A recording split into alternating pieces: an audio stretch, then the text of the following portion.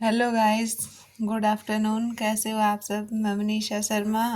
आज हम साइकोलॉजी पढ़ने वाले हैं जो हर टेट एग्ज़ाम के लिए इम्पोर्टेंट होता है।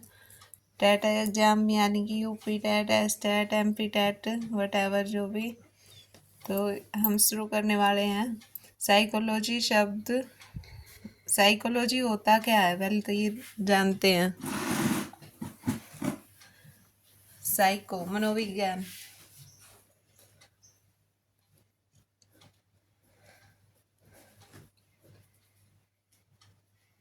साइकोलॉजी मनोविज्ञान। ये किस से बना है, किस शब्द से बना है? शब्द से बना है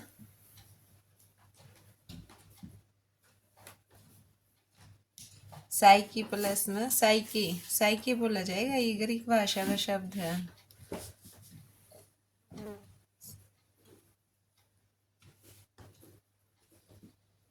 जिसके लास्ट में ई आएगा। Psyche plus logos, LOUS, logos. इस साइकी का अर्थ होता है आत्मा, आत्मा। और लोगोज का अर्थ होता है अध्ययन करना, अध्ययन करना। तो इसका पूरा मतलब हुआ है आत्मा का अध्ययन करना। ये पूछा जाए कि शब्द, साइकोलॉजी शब्द का अर्थ क्या है? आत्मा का अध्ययन करना।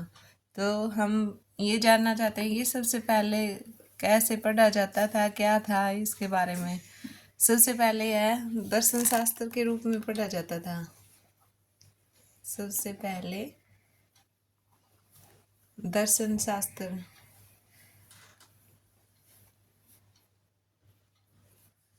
दर्शन शास्त्र के रूप में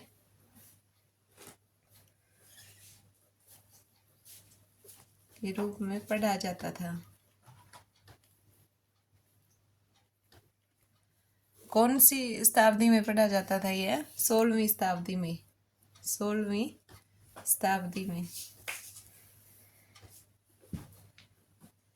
यहाँ से हमारा एक क्वेश्चन बनता है, जैसे कि यह मनोविज्ञान या साइकोलॉजी सबसे पहले विषय न बनाकर यह कैसे पढ़ा जाता था? एक दर्शन शास्त्र के रूप में। मनोविज्ञान शब्द का सर्वप्रथम प्रयोग कहाँ मिला हमें? यह मनोविज्ञान शब्द का सर्वप्रथम प्रयोग, शब्द का सर्वप्रथम प्रयोग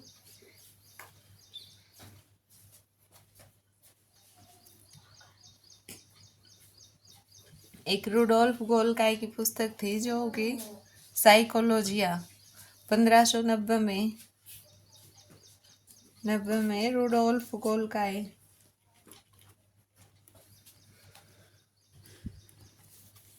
गोल्काई की पुस्तक थी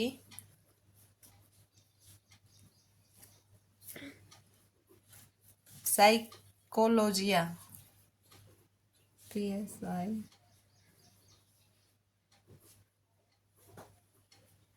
उससे यह शब्द लिया गया है।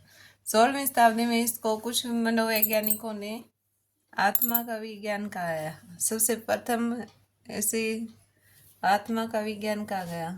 सबसे पहले आत्मा का विज्ञान किस किस वैज्ञानिक ने कहा है इसको? आत्मा का विज्ञान अरस्तु, प्लूटो और डेकोर्ट ने। डेकोर्ट इसको आत्मा का विज्ञान कहा गया। फिर इसको कुछ समय बाद नकार दिया गया। भाई आत्मा को किसने देखा है? हमने तो नहीं देखा आत्मा को। इसलिए कुछ वैज्ञानिकों ने बाद में इसे मन का विज्ञान बना दिया। नंबर 2 पे क्या बनाया? मन का विज्ञान। मन का विज्ञान किसने बोला है? कौन से वैज्ञानिक ने बोला था? इटली के पोम्पोनोजी ने। पोम्पोनोजी, इन्होंने बोला कि इसको मन का विज्ञान माना गया है। फिर कुछ समय बाद इसको भी नकार दिया गया। बोले मन का क्या, मन तो हम किसका पता नहीं क्या होता है। फिर इसको चेतना का विज्ञान माना गया। चेतना का विज्ञान। चेतना का विज्ञान कौन कौन से वैज्ञानिकों ने माना है? William won't, William won't, William James,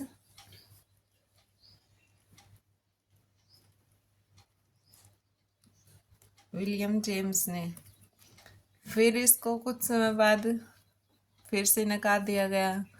फिर ये व्यवहार का विज्ञान माना गया। नंबर 4 पे व्यवहार का विज्ञान। व्यवहार का विज्ञान किसने माना है? व्यवहार का विज्ञान वाटसन, वाटसन, स्कीनर, वुडवर्थ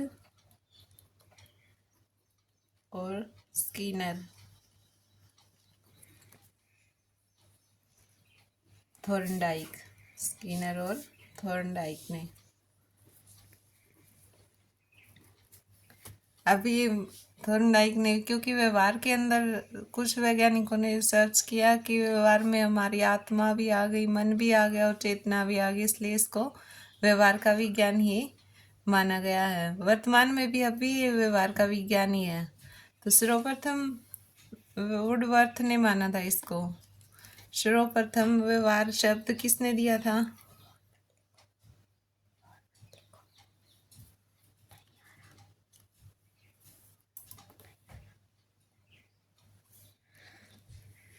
सर्वप्रथम व्यवहार शब्द किसने दिया था? मैकडूगल ने।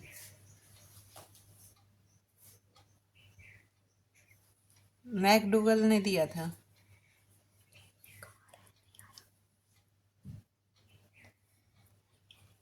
फिर उसके बाद इसने जो व्यवहारवाद का जो व्यवहारवाद दिया है, व्यवहारवाद माना है, वह वाटसन ने माना है, इसलिए व्यवहारवाद के पिता किसे कहा गया है? व्यवहारवाद के पिता वाटसन को माना गया है। वाटसन को।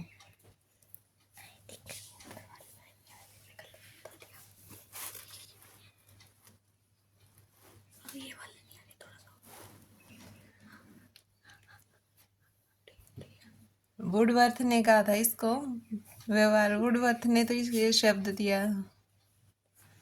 वुडवर्थ ने कहा था मनोविज्ञान में अपनी आत्मा को छोड़ा है या त्यागा है, फिर उसने अपने मस्तिष्क को छोड़ा या त्यागा, फिर उसने अपनी चेतना को खोया और फिर वर्तमान में मनोविज्ञान में व्यवहार को अपना लिया। मनोविज्ञान ने व्यवहार को अपना लिया। ये एक डेफिनेशन भी है और इससे हमारी पूरी लाइनें जो भी मनोविज्ञान के बारे में किसने किसने मतलब क्या क्या माना है वो सब आ जाता है।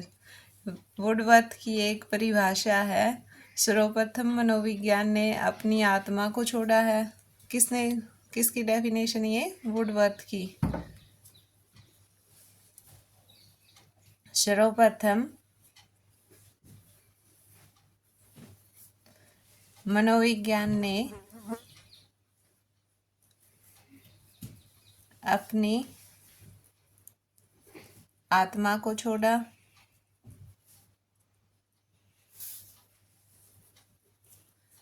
फिर इन्होंने अपने मन को छोड़ा, फिर अपने मन को छोड़ा और फिर चेतना को त्यागा, चेतना को त्यागा और फिर वर्तमान में मनोविज्ञान ने व्यवहार को माना और वर्तमान में मनोविज्ञान ने व्यवहार को अपनाया।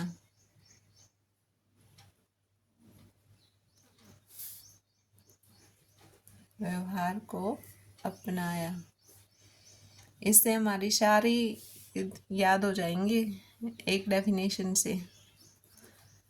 फिर इसका विकास क्रम क्या है? विकास क्रम ये है, सबसे पहले आत्मा का विज्ञान, फिर मन का विज्ञान, फिर चेतना का विज्ञान और उसके बाद व्यवहार का विज्ञान। ये विकास क्रम है। ये एग्जाम में पूछा जाता है कि इसका विकास क्रम सही रूप में लिखो, या किसने किसको क्या क्या माना था कब, तो वो लिखो इसके बारे में। अच्छा, मनोविज्ञान के पिता किसे कहा जाता है?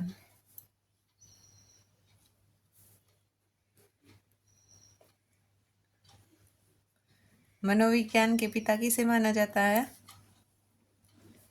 पिता या फादर ऑफ साइकोलॉजी, अरस्तु को, अरस्तु को। और 1879 में विलियम वुंट ने, जिसने आत्म चेतना का विज्ञान माना था, उसने विलियम वुंट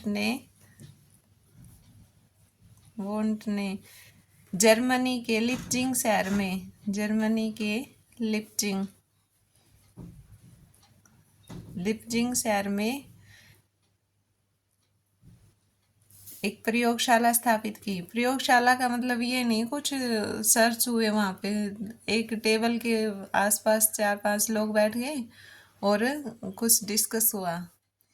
लिप्जिंग शहर में प्रयोगशाला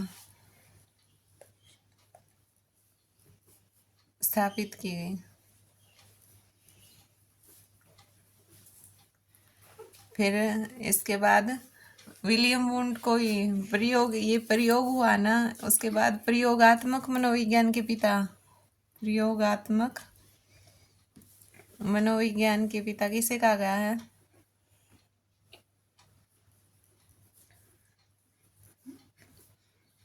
के पिता विलियम वुंट को माना है, विलियम वुंट को।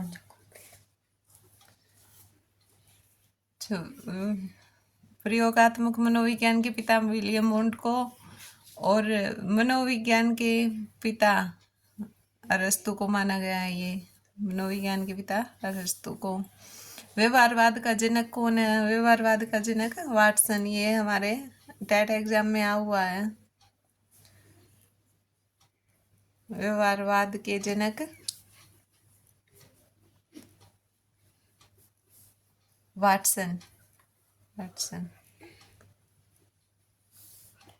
व्यवहारवाद शब्द सबसे सर्वप्रथम दिया किसने था? व्यवहारवाद सर्वप्रथम दिया था, व्यवहारवाद शब्द सबसे पहले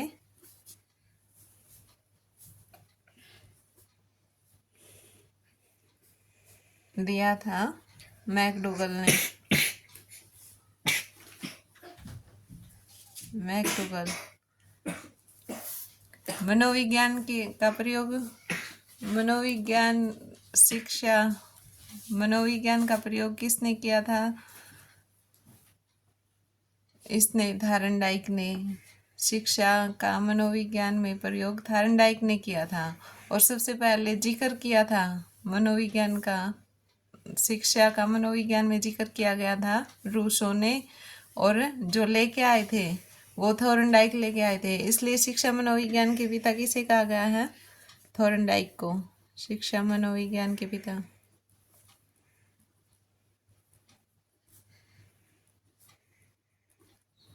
थॉर्नडाइक।